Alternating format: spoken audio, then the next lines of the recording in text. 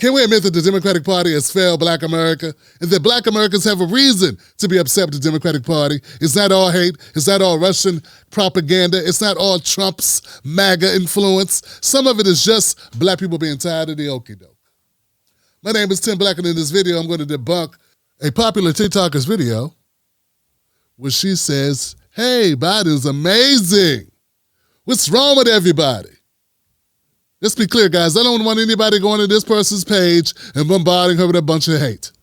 Me debunking everything she says in this video will be punishment enough.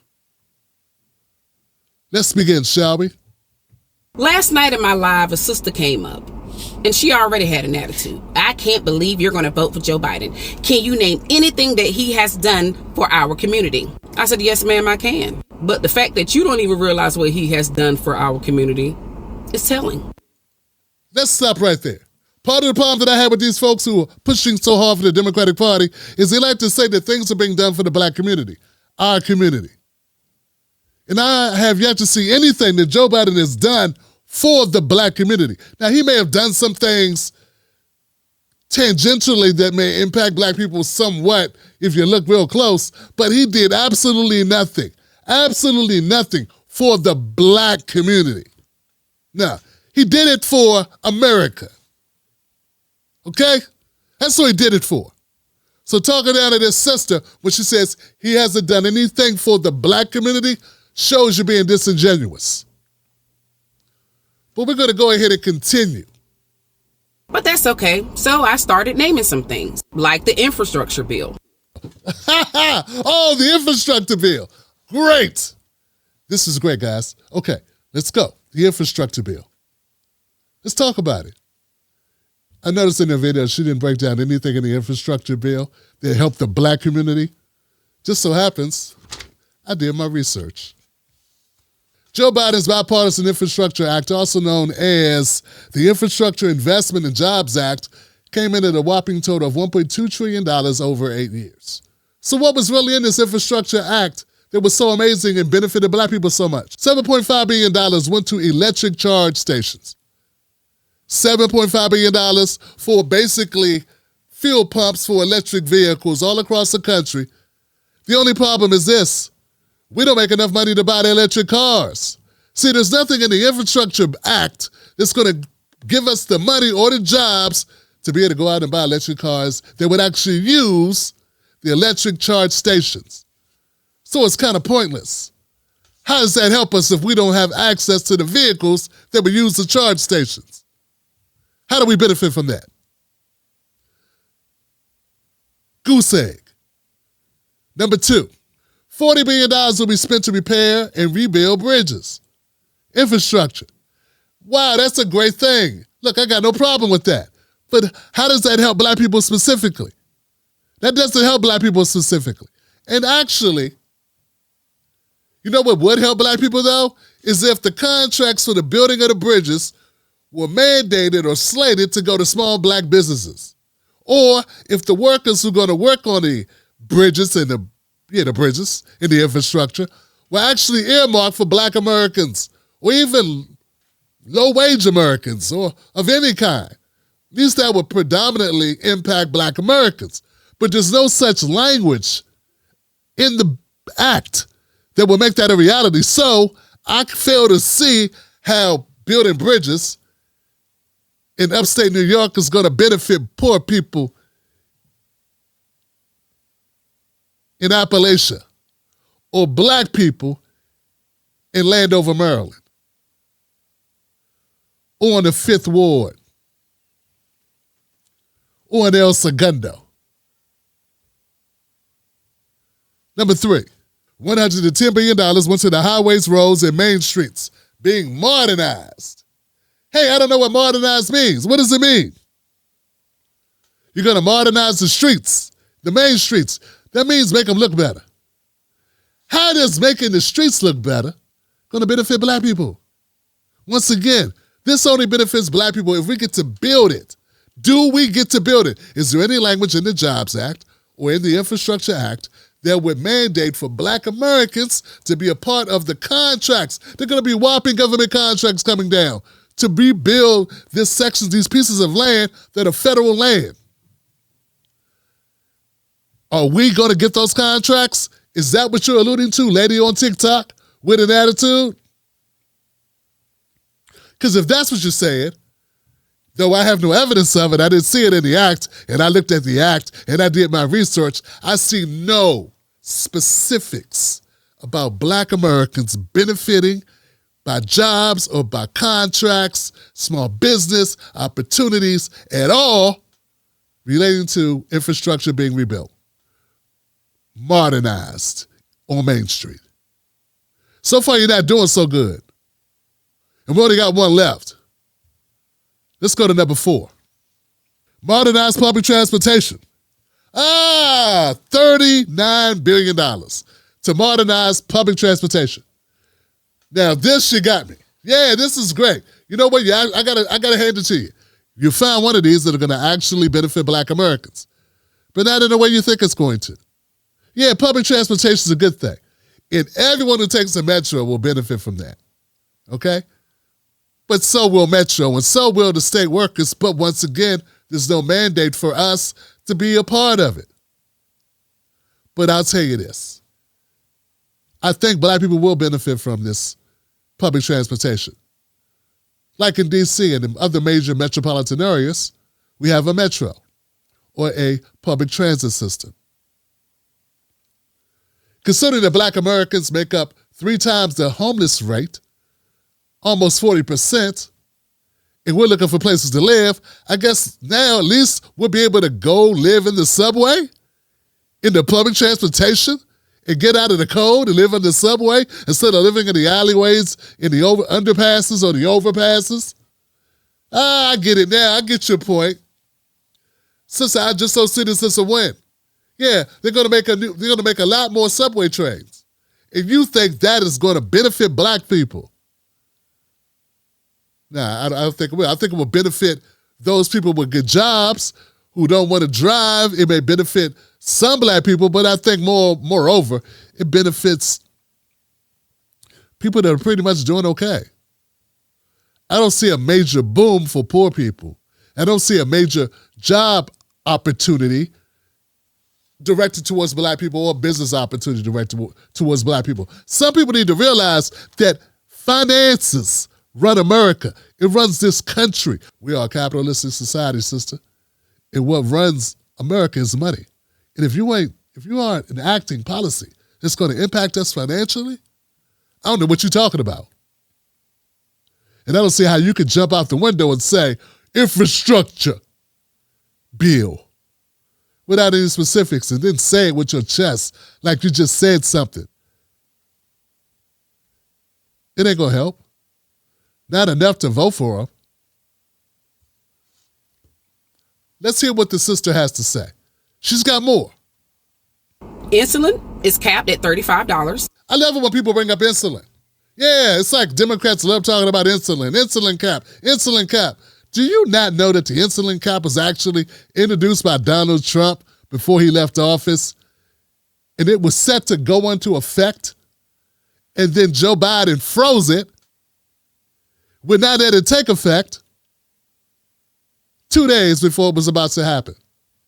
Yeah, see, the whole $35 cap on insulin, that's a Trump thing.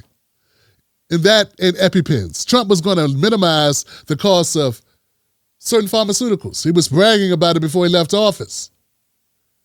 One of them was an insulin cap of $35 and slashing the cost of EpiPens. But Biden went in and stopped it, wrote it into another package and didn't put his name on it, and now you're saying, look what Biden did.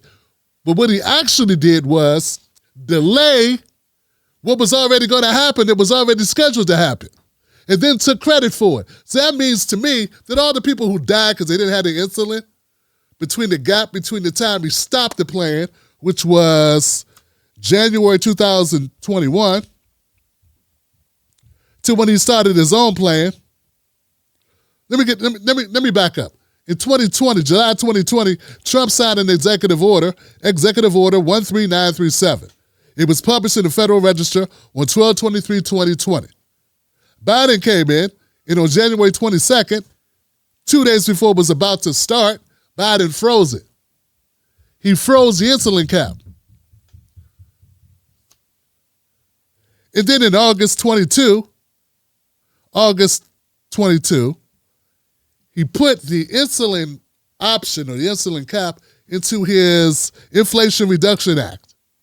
So they know what that means to me? That means that anybody who suffered between January 22nd, 2021, who did not get their insulin for whatever reason, Biden has blood on his hands.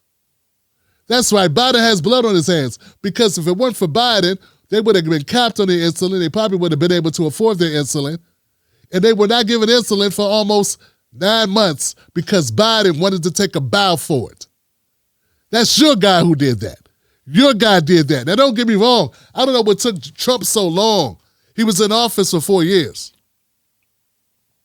If he cared about lowering the cost of EpiPens or insulin, he could have did so early on in his presidency. So I'm not saying it was cool that he did it on the way out the door, but he did do it on the way out the door. And what did Biden do? Being petty, Biden halted that executive order, along with a dozen other initiatives authorized by Trump, just to do it. That's how petty politics is. What I don't like is that people like you don't do the research, don't know, and just blurt out and give Joe Biden credit for stuff he doesn't deserve. And capping insulin is not one. In fact, he deserves heat. He deserves backlash for stopping the insulin cap 9 months before it began. But go ahead and continue. I'm sure you got a lot more facts you want to drop on us. Student loan forgiveness. It's true that student debt forgiveness is part of Joe Biden's Inflation Reduction Act. And it was signed into law by Biden in August 2021. But here's the deal. It only counts as $10,000 and $20,000 if you got a Pell Grant. And you have to meet certain criteria, as in how much you're actually making. There's a cap on how much you can make in order to qualify. So for those that qualify, it can be good. I'm not going to say it's not good for those that qualify. Here's a couple of problems I have with the student loan debt forgiveness. 45 million Americans hold about $1.6 trillion in student loan debt. That is 45 million. The borrowers range from 10 to 20,000. So that's already a problem, because some people owe more than this student debt forgiveness is going to. It's not like it's going to wipe away everything. It's just going to wipe away 10,000 of it. And for some lucky borrowers, 20,000. But we got people only owing over $200,000. So for them, this barely covers anything, not even the interest. But here's the thing. Back to the big number of how many borrowers we have, 45 million borrowers. How many people will this debt forgiveness really help? About 804,000 borrowers will be helped. Less than 1 million people will be helped by student debt forgiveness under Joe Biden. Meanwhile, we got 45 million borrowers. What are we even talking about? I'm trying to understand. Why would you brag about only a 40th of the people that need help getting help? And those that are getting help, they're not getting everything wiped out. Not everybody gets everything wiped out. Only people that owe $10,000 to $20,000 less. You know how much it costs to go to a 4-year college? And another thing about college, we all know not every black person goes to college. In fact, we go to college the least for a lot of other factors, all types of reasons. I'm not going to get into all the reasons why the most disenfranchised people in the country attend college at the lowest rate. But okay. You're saying we should be thankful. The group of people that goes to college, that go to college the least, that graduate the least, should be the most happy and say, ew, this really helps our community. Wouldn't the people that go to college the most, who save the most, be the people that it's really for? Not the people that go to college the least and graduate the least and get the least amount of benefit from college?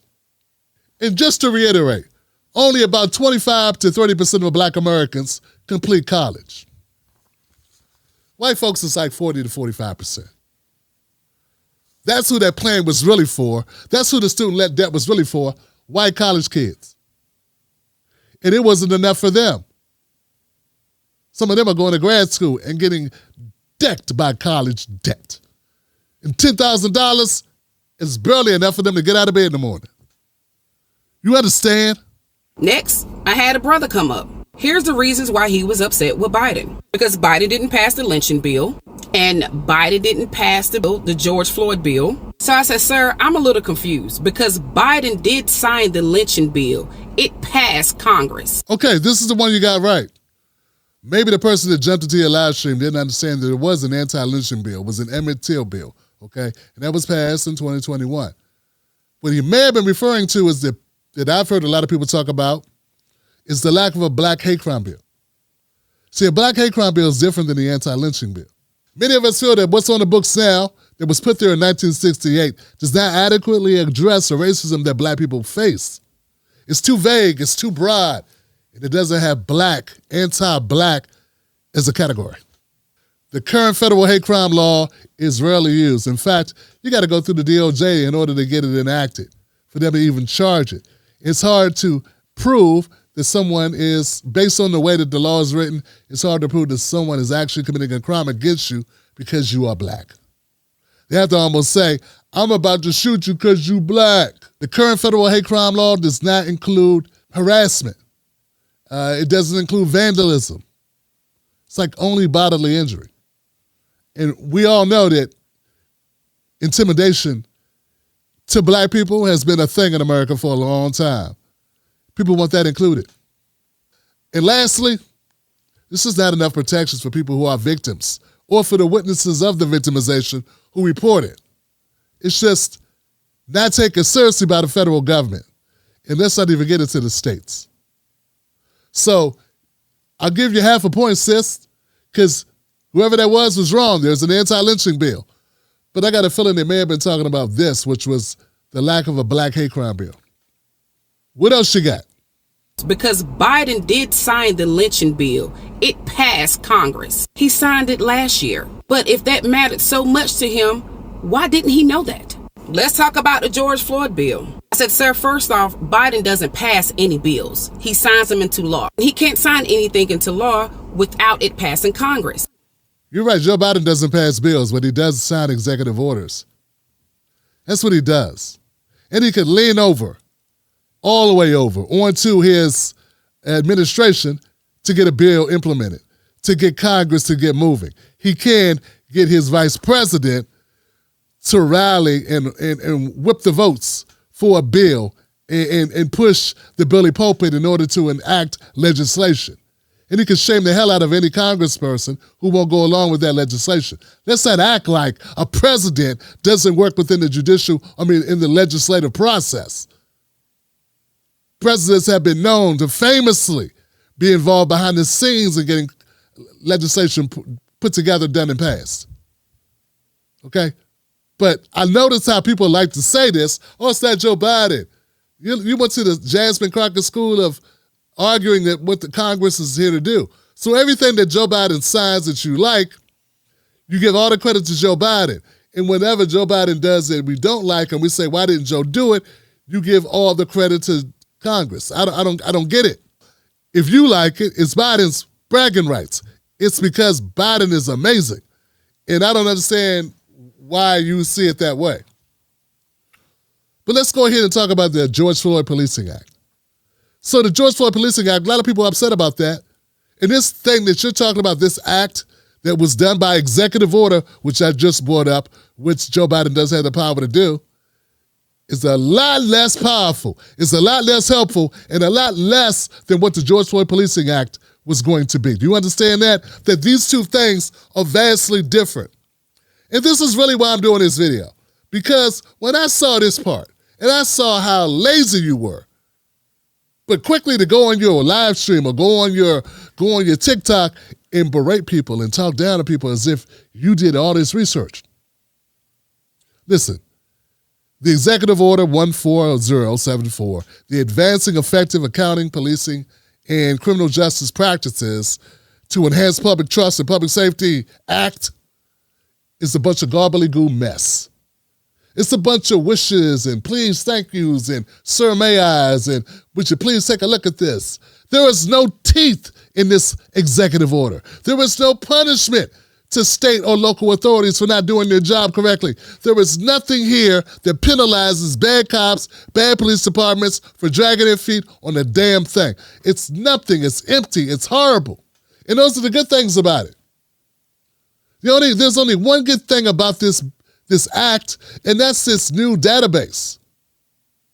One thing, and that database will track cops who have been decertified or lost their jobs. Currently, we have a system that no one uses. And in that system, called the NDI, National Decertification Database or whatever, it's only after they get decertified. If you quit before you get decertified, or if you quit before you get a ding for misconduct, then the system doesn't track that.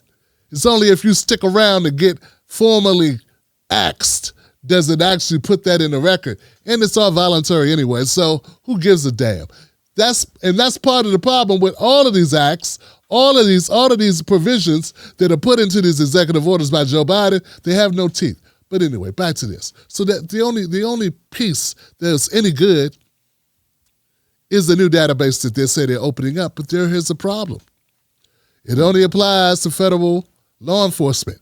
And federal law enforcement only comprises about 15% of all law enforcement. So we're talking about just the feds. Only the feds will have to follow these different rules. That's it.